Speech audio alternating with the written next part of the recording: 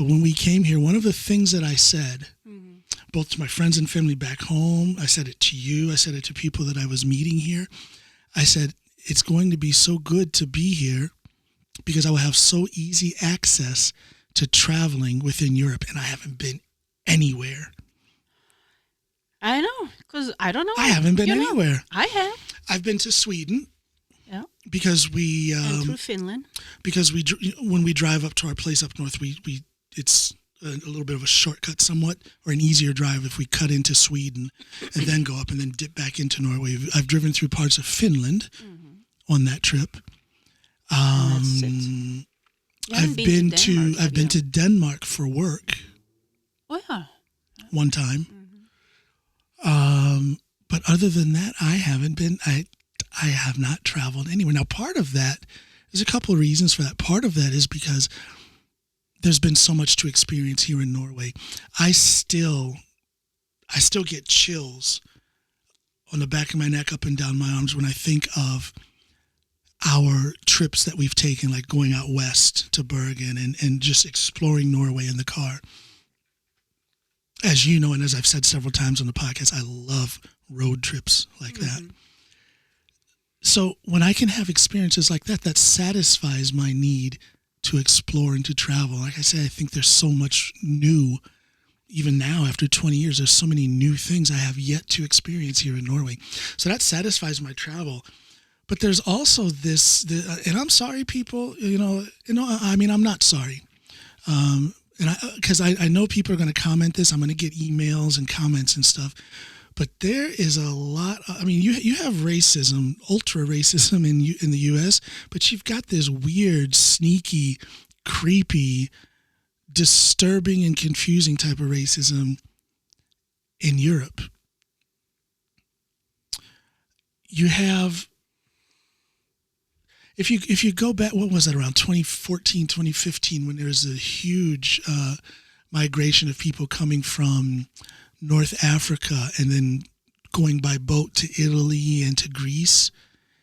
And they were forming gangs like people who deputized themselves.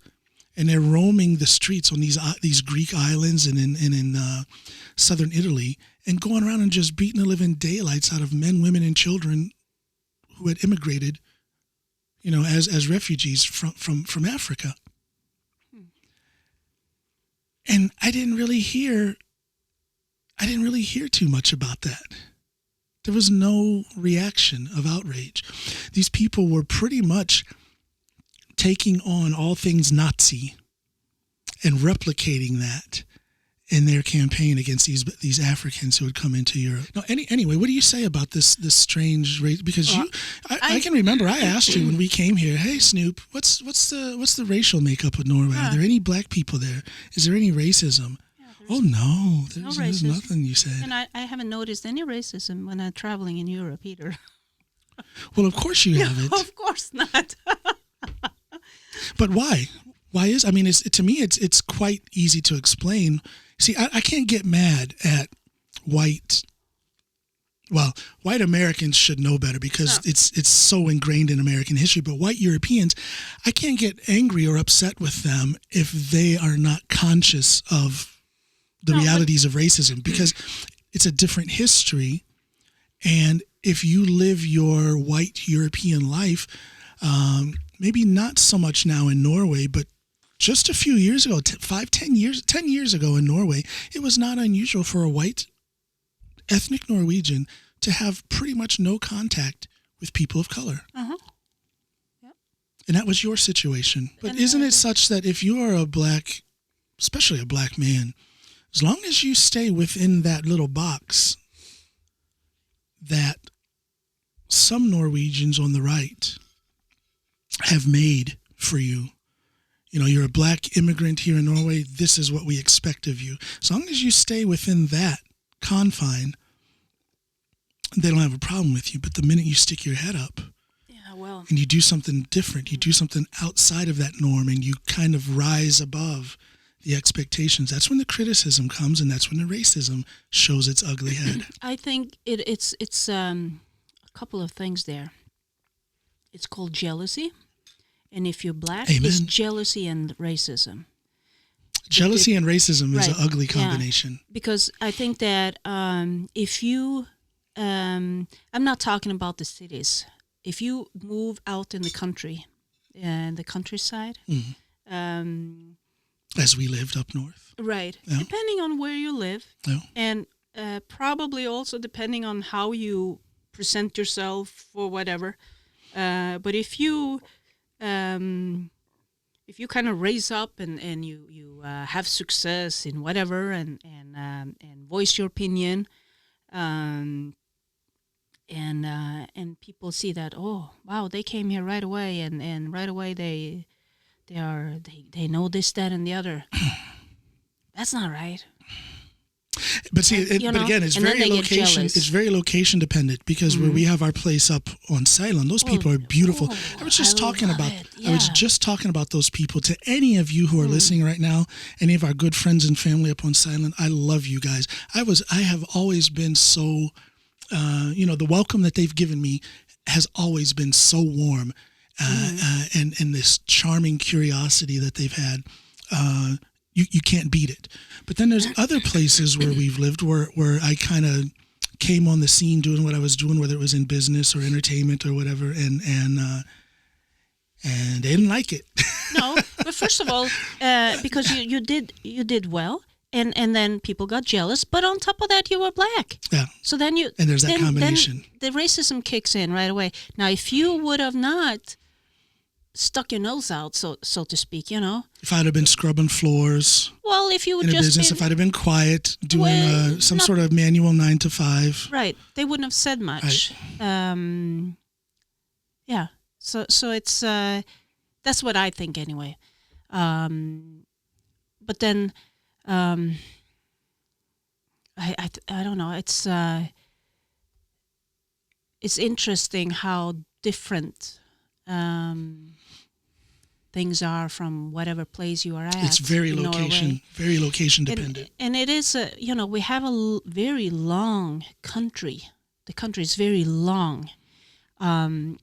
If you turn Norway upside down, What is it, like 1,500 kilometers? no, if you turn it upside down, the north of Norway will reach down to the south of Italy. Yeah, isn't it like 1,500 kilometers? I don't know. I think so. Yeah. Keep well, talking. I'm going to look that up. 2000, 2,000 maybe. I yeah. think, yeah. I'll look that up. And and if you think about what is between Norway and south of Italy, a lot of cultures, right? Yes. And Yeah. and you kind of get that in Norway. Not like a totally different culture, but in this valley, this is how they do it. But in the Yeah, but next it is valley, quite different they do cultures. it different. Yeah. It's very. You can just So- drive sometimes just down the street, not even 5 kilometers, and you've got a different dialect. Oh yeah, the dialects are totally different But too. with that Yeah. comes certain Right. ways of thinking, certain social customs and stuff. So Right. it can be quite different Yeah. from one valley to the next You mentioned because of geographical isolation. You mentioned where our home is, på Ceylon, and that's a society where people were dependent on each other in order to survive. Yeah. Throughout, it's an island. You couldn't always. Let me just jump in here. 2,363 right. kilometers from Nordkapp to Lindesnes. Yeah, Lindesnes, sorry. and it's like, what can I do back? Well, it's just a great little society yeah. up there, and you've got that kind of warmth and that welcoming feeling throughout Norway. But then again, that can also lead to that isolation can lead to tribalism, and then if you have racist thoughts, if you follow a racist ideology, it can just be magnified because everybody around you agrees with you.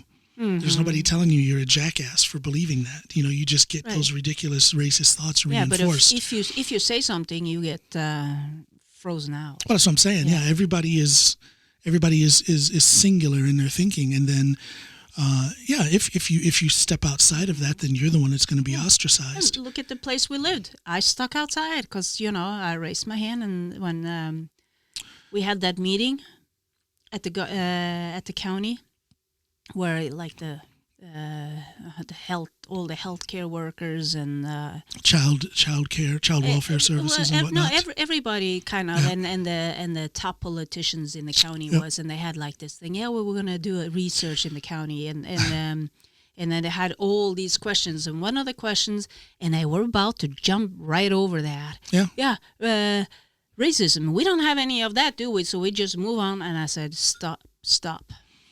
Don't you have any racism? And then I went down the line because nobody knew I was married to a black guy, and nobody knew that I was a Laplander. Yeah. And there was racism towards both of those type of Yeah. or whatever. Yeah. So, yeah. Anyway, so back to Italy. Back to Italy. I haven't been there yet. No.